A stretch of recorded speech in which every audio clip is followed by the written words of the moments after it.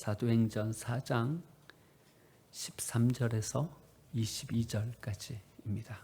하나님의 말씀입니다. 그들이 베드로와 요한이 담대하게 말함을 보고 그들을 본래 학문 없는 범인으로 알았다가 이상히 여기며 또 전에 예수와 함께 있던 줄도 알고 또 병 나은 사람이 그들과 함께 서 있는 것을 보고 비난할 말이 없는지라 명하여 공회에서 나가라 하고 서로 의논하여 이르되 이 사람들을 어떻게 할까? 그들로 말미암아 유명한 표적이 나타난 것이 예루살렘에 사는 모든 사람에게 알려졌으니 우리도 부인할 수 없는지라.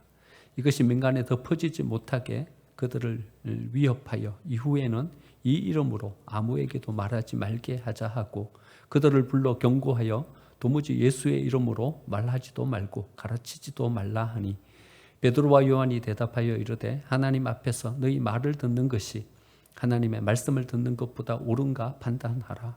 우리는 보고 들은 것을 말하지 아니할 수 없다 하니 관리들이 백성들 때문에 그들을 어떻게 처벌할지 방법을 찾지 못하고 다시 위협하여 놓아주었으니 이는 모든 사람이 그 된 일을 보고 하나님께 영광을 돌림이라.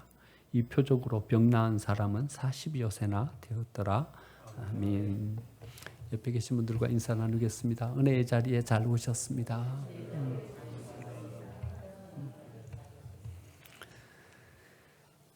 하나님의 영이 머무는 사람, 우리 7월 한 달 동안 이렇게 한번 생각해 보고 있는데요.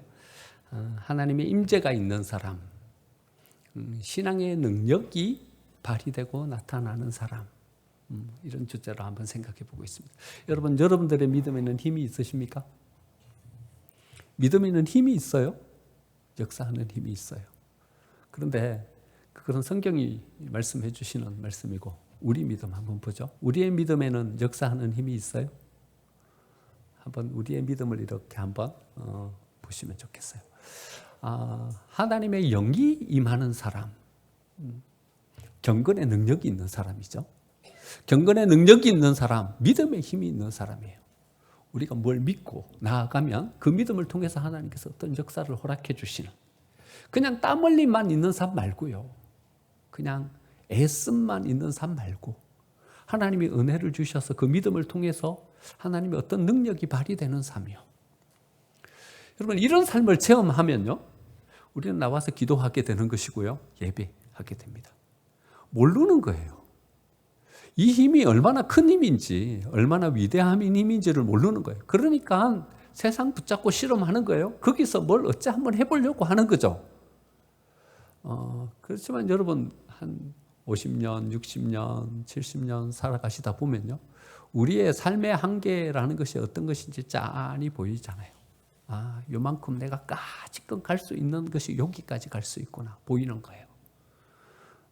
그래도 자식들한테 서울 우유 먹이다가요, 건국 우유 먹이다가 그다음에 저지방 우유 먹이고 그러잖아요. 아는 거죠. 보이는 거죠. 이제 우리의 능력이라는 것이 요만큼이구나 보이는 거죠. 그런데요, 우리가 하나님의 임재가 있는 삶을 살면요, 하나님의 영이 우리 가운데 임하시면 우리가 세워놓았던 그 한계를 뛰어넘게 되는 줄 믿습니다. 이것이 오늘 본문의 말씀입니다. 왜 우리가 하나님의 임재가 있는 삶을 살아야 되는가? 왜 우리가 하나님의 영이 임하는 삶을 살아야 되는가? 그것은 우리 한계를 뛰어넘을 수 있기 때문에 그래요. 우리가 할 수 있는 까짓건의 삶, 그 한계 속에 갇혀있는 삶이 아니라 그것을 넘어설 수 있는 삶을 우리가 하나님을 통해서, 영의 임재를 통해서 우리가 살아갈 수 있기 때문에 그런 것이죠. 베드로와 요한이 공회에 붙잡히게 됩니다. 공회, 큰일이 벌어진 거예요. 지금 70인 공의회를 말하는 거죠. 대법원이 모인 겁니다. 여러분, 대법원 판결 언제 모입니까? 아주 국가적으로 중대한 일이 있을 때, 큰 일이 생겼을 때 모이는 거죠. 밑에 지방법원에서 또 다 중간을 거쳐서 올라오기까지 해결하지 못하면 그제서 대법원에서 열려서 그것을 해결하는 거죠. 큰 일이 생긴 거예요. 성전 미문에 앉아있던 장애인이 고침을 받은 거예요. 예루살렘 성전은요, 여러분, 이스라엘에 하나밖에 없는 교회예요. 뭐 우리는 교회가 많은데 거기는 예루살렘에 교회 하나밖에 없어요. 그러니까 다 예루살렘 교회 다녀요. 거기에 날 때부터 한 번도 걸어본 적이 없는 장애인이 늘 거기서 사람들이 던져주는 동전, 사람들이 구제해주는 그것 가지고 자기의 삶을 살아가는 거예요. 모든 사람들이 다 알아요. 제사장도 알고 어린아이까지. 예배하러 가는 모든 사람들은 그 장애인이 거기 구걸하면서 살아가고 있다는 것을 알아요. 그런데 그 장애인이 뻘떡 일어선 거예요. 여러분, 교회가 발칵 뒤집힌 거예요. 누가 이랬냐? 베드로와 요한이 그 장애인을 고쳐냈다. 큰일이 벌어진 거죠. 근데 베드로와 요한이 뭐라고 고쳐줬어요? 3장 6절 8절 보니까 베드로가 이르되 은과 금은 내게 없거니와 내게 있는 것으로 내게 주노니 뭐라 그랬어요? 나사렛 예수 그리스도 이름으로 일어나 걸어라 그랬어요. 예수님이 어떤 분이에요? 공의회에서 사형 판결을 내려서 예수님을 십자가에 못 박게 한 사람이에요. 그런데 베드로와 요한이 뭐라고 이야기하냐면 나사렛 예수 그리스도 이름으로 일어나 걸어라 이런 거예요. 예수님의 이름으로 날 때부터 한 번도 걸어본 적이 없는 이 장애인이 벌떡 일어서서 들어가면서 하나님을 찬양하면서 고침을 받은 거예요. 예루살렘이 발칵 뒤집힌 거죠. 뿐만 아니라 어떤 일까지 벌어졌냐 하면 그 옆에 있는 솔로몬 행각의 사람들이 모여들었어요. 모여들었는데 거기서 베드로가 설교를 하기 시작하는 거예요. 시작하면서 구약 성경에 예언된 우리를 구원하기로 오신 메시아가 누구냐? 바로 우리가 십자가에 못 박아 죽게 한 예수, 그분이 바로 하나님이 우리에게로 보내주신 그리스도다 선포한 거예요. 그랬더니요 5,000명이 회개하고 그리스도를 영접했어요. 여러분 남자만 5,000명이에요. 20세 이상의 남자죠. 그러니까 어떤 사람이에요? 가장이에요. 다 가장이니까 가장이 예수님을 영접하고 믿게 되면 어떻게 돼요? 가족들이 다 예수님을 믿고 영접하게 되는 거죠. 보통 심각한 문제가 아닌 거예요. 남자만 5,000명이면 2만 명이 넘는 사람들이 그리스도인이 된 거예요. 예수 믿는 사람이 된 거예요. 이제 큰일 난 거죠. 그래서 공의회가 모인 거예요. 여러분 베드로가 행한 이 일을 통해서 하나님께서 그 속에서 역사하기 시작하신 거죠. 갈릴리 어부 출신 베드로가 공의회 앞에 섰어요. 여러분 대법원 앞에 초등학교도 들어가 보지 못한 사람이 섰으니 위축될 수밖에 없는 거죠. 작은 그 대제사장의 여종이 너 예수님 따르는 사람이지 이랬는데도 떨었어요. 베드로가 대제사장 집의 여종이니까 거기서 꼼짝 못하고 벌벌 떨면서 나 모른다 부인했던 그런 베드로예요. 그런데 대법원 공의회 앞에 섰으니 얼마나 쫄겠어요.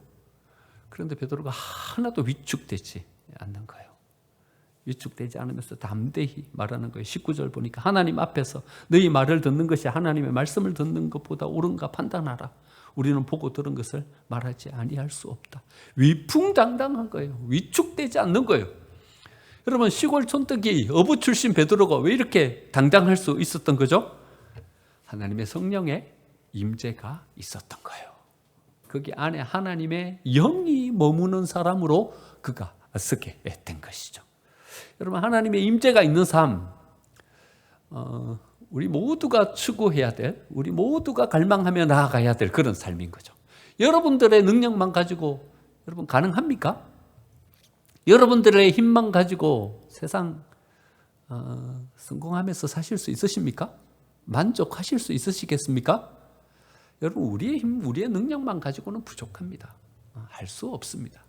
하나님의 임재가 있는 삶, 하나님의 영이 머무는 삶을 살 때 비로소 우리의 한계, 그것을 넘어설 수 있는 자로서 우리의 삶을 살아갈 수 있게 되는 것이죠.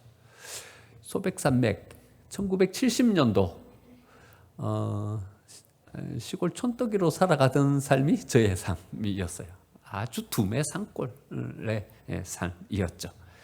눈에 보이는 것은 뭐든지 잡았어요. 뱀이든 깨구리든 뭐 눈에 보이는 대로 닥치는 대로 잡았어요. 얼마나 무지막지했는지요. 또 얼마나 잔인했는지요. 그때 삶을 생각하면요. 어째 그래 했는지 싶을 정도로 잔인하고 무지막지한 그런 삶을 살았어요. 초등학교 4학년 겨울 방학이었어요. 눈이 이만큼 발목까지 이렇게 푹푹 빠지는. 일어나자마자 나무 막대기 하나 들고 밖으로 나갔는데 토끼 한 마리가 내려왔다가 쫓아가는 거예요. 그 토끼를 잡겠다고요? 그 토끼를 뒤쫓기 시작했어요. 토끼는 보이지도 않죠. 이미 도망가 버렸죠. 뭐든지 눈에 보이는 건 다 닥치는 대로 잡으려고 했던 그런 삶이었어요. 약간 병약했어요. 할아버지는요, 제가 못 살 줄 알았대요. 쟤는 오래 못 살겠구나, 죽겠구나, 이래 생각했대요. 그런데 살아났어요.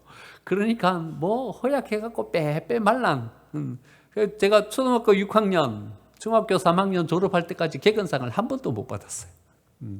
초등학교 3학년, 4학년 때는요, 체육 시간에는요, 그냥 벤치에 앉아 있었어요.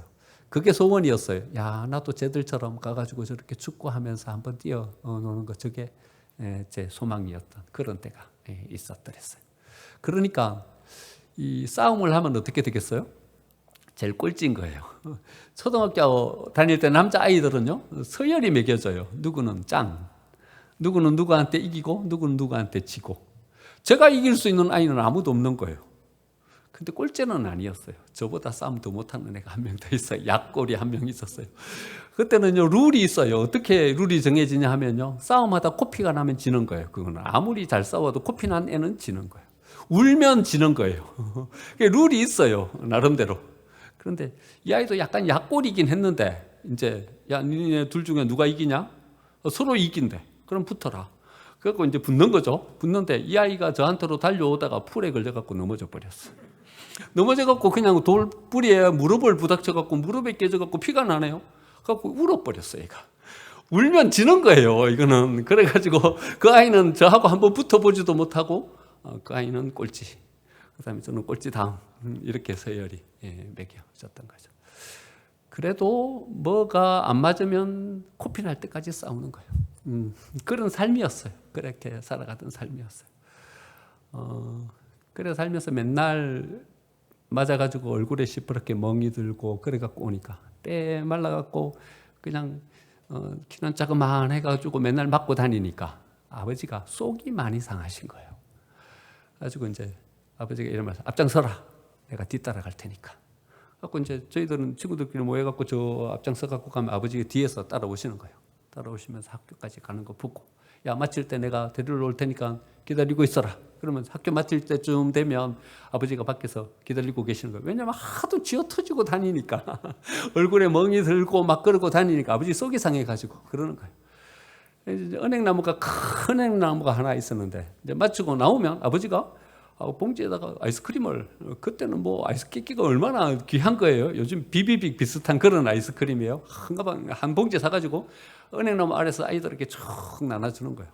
그러면 거기서 아이스크림 하나 먹고 그래 집으로 돌아오고, 그 다음 날은 아버지가 또 과자를 한 거 사가지고 그 은행나무 밑에 늘판에 이렇게 깔아 거기다가 놓고 아이들하고 같이 나눠 먹고, 그러니까 아이들이 저한테 잘해주는 거예요. 이제 아버지가 이렇게 뒤따라 오시는데 좀 오기가 생기는 거예요. 제가 세 동네가 이렇게 있었는데 학교 가는 길은 또 같은 길로 그렇게 갔어요. 가는데 같은 또래 아이들끼리만 놀아요. 형 뭐 동생들하고는 잘 안 놀고 같은 학년끼리 노는데, 이 같은 학년인데 저보다 나이가 2살이 더 많은 거예요. 그 친구는 9살에 학교를 들어갔고 저는 7살에 들어갔고 덩치는 저보다 2배 많았고, 그 맨날 그 쥐 터지는 거죠, 이 아이한테. 짱이에요, 짱. 근데 아버지가 뒤에 따라오시니까 오기가 생기는 거죠. 야, 전봇대 일로 와봐. 그 친구가 전봇대예요. 이름을 밝혀도 되나? 이름이 전주예요. 그래갖고 전봇대. 전봇대 일로 와봐. 제일 싸움 못하는 저 다음인 걔가 포항제철이야, 별명이. 이름이 제철이야. 그 박제철. 그래갖고 포항제철. 야, 포항제철, 얘 오늘 가방 너무 무거워서 얘 못 들고 가는 거지. 야, 네 가방 좀 들어줘. 막 얼굴이 울그럭 하는 거예요. 제가 짱인데, 제일 꼬발이 그 가방을 메고 가야 되니까 막 이 얼굴이 불그럭 하는 거죠. 근데 제가 불그럭 하는데 아버지를 한번 쳐다보는 거예요. 저 뒤에 오시면. 아버지를 한번 쳐다보니까 지 어쩌냐게 그 과자 먹었거든. 그저께는 아이스크림도 먹었거든. 그러니까 어쩔 수 없이 가방을 2개를 메고 가는 거예요. 그러면서 그 아이한테 제가 아버지가 뒤에 있다는 걸 과시를 했죠. 그래서 아버지가 맨날 오시나요? 어떤 때는 장에 가신다고 못 오시는 거죠. 그러면 전봇대가 옆으로 훅 지나가면서 이야기하는 거야. 왕눈이 오늘 죽었어. 그러니까 제가 왕눈이에요. 별명이. 왕눈이 오늘 죽었어. 그러면 이제요, 학교 파하고 난 다음에 저를 가만히 안 두겠다는 거죠. 근데 마음이 쫄아가지고 이제, 오늘 학교 끝나고 난 다음에 또 저 터지겠구나. 이제 이런 마음을 가지고 이야기하는데 그냥 또 갈 수 있나. 그래, 이제 뒤에다 싸붙이는 거죠. 야, 내일 오셔. 오늘은 안 오셔도 너 내일 오시면 두고 보자. 그러면 이제 오늘 얻지 못하는 거예요. 이 친구가 생각하기에 내일 또 오실지도 모르겠다. 이래 생각하니까 어찌 할 수가 없는 거예요. 그래 보냈어요. 말씀을 묵상하면서요, 그 어린 시절이 생각이 나는 거예요. 아버지 뒤가 딱 계시니까 저는 형편없는 어디 갖다 붙여도 하나 이겨먹지도 못하는 약골이었지만 아버지가 뒤에 딱 계시니까 이제 배짱이 생기는 거예요. 뭘 큰 소리를 치면서 뭘 할 수 있게 되는 거예요. 베드로가 그러지 않았을까? 베드로가 싸움을 뒤에서 꼴찌 다음하는 그런 존재이지 않았을까? 그래서 갈릴리로 간 거예요. 인생 이래저래 살아보면서 실패와 실패를 거듭한 거예요. 그러니까 예루살렘에 못 살고 유대에 못 살고 어디까지 밀려갔냐 하면 갈릴리까지 밀려간 거예요. 갈릴리에 밀려가지고 거기서 살다가 또 거기서 실패와 실패를 거듭하면서 어디까지 갔냐 하면 가버나움까지 간 거예요. 여러분, 가버나움은 어떤 곳인가 하면요, 사람 살 곳이 못 되는 곳이에요. 해발 고도보다 300m가 낮아요. 그러니까 습한 곳이죠. 물은 있어요. 대신에 낮은 곳으로 물이 모이니까. 그래서 사람들이 거기서 살기는 해요. 근데 기압이 높잖아요. 그러니까 사람들이 병이 걸려요. 사람 살 곳이 못 되는 곳이에요. 그런데 거기 모여 사는 거예요. 실패를 거듭하다가 결국 끝까지 가서 살게 되는 것이 어딘가 하면 가버나움이에요. 가버나움이 어떤 곳인지 궁금하신 분들은 가버나움이라는 영화가 있어요. 가버나움, 한번 영화 한번 보세요. 아직도 가버나움은 어떤 곳인가 하면요, 난민들이 모여 사는 곳이에요. 지금 가버나움, 거기는 이곳 저곳에서 쫓긴 난민들이 모여 사는 난민촌이 있는 곳, 그게 가버나움인 거예요. 베드로의 삶은 이런 삶이었어요. 그런데 그 가버나움에서도요, 뭔 일을 하면서 사는 삶인가 하면요, 갈릴리에서 고기 잡는, 물고기 잡는 삶이에요. 그러니까요, 물고기 잡는 삶은 딱히 어떤 기술도 없어요. 예수님은 목수였잖아요. 뭐 고치고 이렇게 해갖고 사시는 삶이었잖아요. 그러니까 어떤 뭔가를 할 수 있는 삶의 기반도 없는 사람이야. 그러니까 어떤 것에 기대어서 삶을 사냐 하면 갈릴리 호수 가가지고 거기서 물고기 잡아가지고 내다 팔아서 그것으로 겨우 생계 유지하는 그런 삶이었던 거죠. 밀리고 밀린 물고기 잡아서 그 생계를 겨우 유지하는 그런 삶이었던 거죠. 그런데 그의 삶에요, 한 주의 서광과 같은 빛이 비친 거예요. 예수님이 그를 찾아오신 거예요. 예수님의 가르침은 놀라웠어요. 여태껏 들어보지 못했던 그런 가르침이었어요. 예수님이 베푸시는 기적은 한 번도 경험하지 못했던 그런 기적이었어요. 베드로는요, 그물과 배를 버려두고서 자기의 인생을 거기다 걸었어요. 걸만 했어요. 가는 곳마다 예수님이 사람들의 주목을 받았고요. 자기는 12제자 중에서 그래도 나이 많다고 수장을 시켜줬어요. 그러니까 자기가 이제 예수님이 뭐가 되면 이제 인생에 뭔가 한번 기대를 걸어볼 만한 그런 자리에 세워진 것이죠. 그런데 어느 날 느닷없이 예수님이 십자가를 지시고 돌아가 버렸어요. 예수님이 돌아가시리라고는 생각지도 못했어요. 그 며칠 전에 나사로를 살려내셨거든요. 죽은 나사로를요, 거기서 살려내셨어요.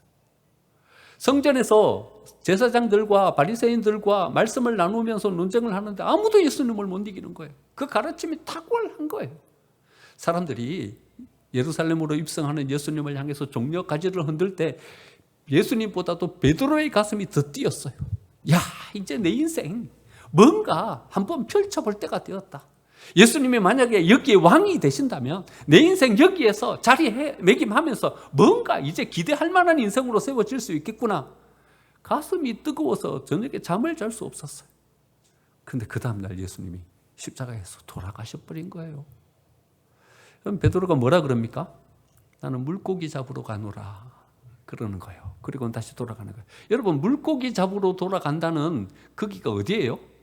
인생 밑바닥으로 다시 돌아가는 거예요. 물고기 잡으러 가는 거기까지 베드로는 오래 걸렸어요. 그 유대에서 쫓겨나서 갈릴리에서 쫓겨나서 가버나움에서 다시 물고기 잡는 그 밑바닥의 인생으로 내려갔는데 이제 순식간에 물고기 잡는 그 밑바닥으로 내려간 거예요. 물고기 잡으러 가노라, 이 말은요, 절망의 고백인 거예요. 이제 나는 더 이상 아무에게도 희망을 걸 수 없는, 기대할 수 없는 그런 인생이 되었다. 그 밑바닥을 향해서 내려가는 인생이 돼버리고 말았던 거죠. 그런데 그 인생을 향하여서 예수님이 다시 찾아오시는 거예요. 하늘도 자기를 버린 것 같았어요. 별이 총총 떠있는 새벽 미명에 하늘을 향해서 쳐다보고 있는데 저기 멀리서 익숙한 목소리가 들리는 거예요. 야, 니네들 가운데 뭐 물고기 잡은 것이 있으면 가지고 와봐라. 목소리가 많이 듣던 목소리예요. 눈이 번쩍 띄어가지고 봤더니 예수님이신 거예요. 베드로가요, 배가 거기에 닿지도 않았는데 물 위로 뛰어내려서 그 예수님을 향해서 가는 거예요. 예수님이 물고기를 구워서 베드로에게 주면서 말씀하시는 거예요. 내 양을 먹이라, 내 양을 치라. 그를 다시 부르시는 거예요. 부르시면서 예루살렘으로 올라가라고, 약속하신 것을 기다리라고 하는 거예요. 그 말씀을 들어보니까 예수님이 여태껏 말씀하셨던 그 중심의 자리에서 자기가 많이 벗어나 있는 것을 발견하게 되는 거예요. 예수님은 분명히 말씀하셨어요. 내가 예루살렘에 올라가면 사람들에게 붙잡혀서 죽게 될 것이다. 그러나 다시 3일 만에 살아날 것이다. 그리고 하나님의 성령이 너희에게 임하시면 그러면 너희들이 온전히 다시 세워지게 될 것이다. 예수님이 말씀하시던 어떤 중심에 어떤 흐름이 있었어요. 그런데 베드로는 거기에는 관심도 없었어요. 왜냐하면 실패한 이 인생, 거기에서 뭔가를 성공으로 자기의 인생을 세워보고자 하는 욕구, 거기에 사로잡혀가지고요, 예수님이 말씀하셨던 이 핵심은 다 놓쳐버린 거죠.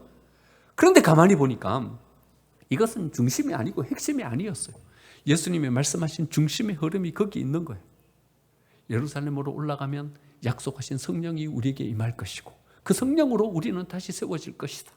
예루살렘으로 올라간 거예요. 그리고는 성령의 은혜를 체험하고 다시 이렇게 세워지게 된 것이죠. 성령의 임재가 있는 삶, 하나님의 임재가 있는 삶, 믿음의 능력이 발휘되는 삶으로 이제는 세워지게 된 거예요. 공의 앞에서도 조금도 위축되지 않고 당당할 수 있는 삶으로 세워지게 된 거예요. 이 베드로의 삶을 보면서요, 우리는 신앙의 낭만을 발견하게 되는 것입니다. 여러분, 하나님을 모르는 삶은요, 이 세상 가운데 매여서 전전긍긍할 수밖에 없는 삶이에요. 그런데 하나님을 만나고 나면요, 우리는 거기에서 신앙의 낭만을 가질 수 있게 되는 것입니다. 여러분, 우리가 우리의 힘으로만 이 세상을 살아간다고 생각하면요, 여러분, 우리가 여기서 앉아가지고 예배할 시간이 어디 있습니까? 가가지고 하루라도 좀 더 일해서 돈을 벌어야죠. 여기 앉아가지고 찬송하며 느긋하게 이렇게 앉아있을 시간이 어디 있습니까? 가가지고 좀 더 공부 열심히 하고 준비해가지고 더 나은 우리의 삶을 개척해 가야죠. 우리가 여기 앉아서 예배할 수 있는 것은요, 하나님께서 우리의 삶의 주관자이심을 믿기 때문에, 여기 앉아서 예배하는 것은 우리의 삶의 낭만인 거죠. 하나님이 우리의 삶의 주관자 되심을 믿는 믿음 가운데서 생기는 거죠. 여러분, 하나님을 믿고 하나님의 영이 임하는 삶을 살게 되면요, 우리는 이 세상의 권력 앞에서도 당당할 수 있는 삶을 살아가게 되는 것입니다. 이게 우리의 신앙의 낭만이에요. 여러분, 베드로가 공회 앞에 섰지만, 대법원 70인 공의회 앞에 섰지만 조금도 위축되지 않을 수 있었던 것은요, 하나님께서 그의 삶의 주관자 되심을 믿는 믿음이 있었기 때문이죠. 여러분, 아직도 살아남아야 되는 생존입니까? 아직도 내 것을 빼앗기지 않기 위해서 붙잡고 이것을 전전긍긍해야 되는 그런 삶이십니까? 여러분, 신앙을 가지고 우리가 하나님을 믿게 된다는 것은요, 여러분, 여기에 매이는 삶이 아니라 이것을 초월한 당당함을 가지고서는 삶인 것입니다. 베드로는 이렇게 이야기합니다. 공의 앞에서, 하나님 앞에서 너희 말을 듣는 것이 하나님의 말을 듣는 것보다 옳은가 판단해보라. 여러분, 얼마나 당당합니까? 어부 출신에 아직 초등학교도 나오지 않은 배움이 없는 사람인데 이렇게 당당합니다. 여러분, 다윗은 어쩌합니까? 골리앗 앞에 이렇게 이야기합니다. 너는 칼과 창과 단창으로 내게 나오지만 나는 만군의 여호와의 이름, 내가 모욕하는 이스라엘 군대 하나님의 이름으로 내가 내게 간다. 여러분, 아직 소년 다윗이요, 끼골이 장대한 이 골리앗 앞에 당당할 수 있는 것은 하나님께서 나를 도와주시면, 하나님께서 나를 붙잡고 계시면 내가 짓지 않는다라는, 여러분, 신앙의 낭만이 있는 것이죠. 신앙의 낭만이 있는 것이죠. 하나님께서 우리를 지켜주신다는, 우리와 함께 해주신다는 그 믿음을 가질 때 우리는 세상 앞에 위축되지 않고 당당할 수 있게 되는 것이죠. 신앙은요, 여유로움이에요. 조급하지 않는 거예요. 신앙은요, 나눔이고 베품이에요. 여러분, 움켜잡는 것이 아닌 거예요.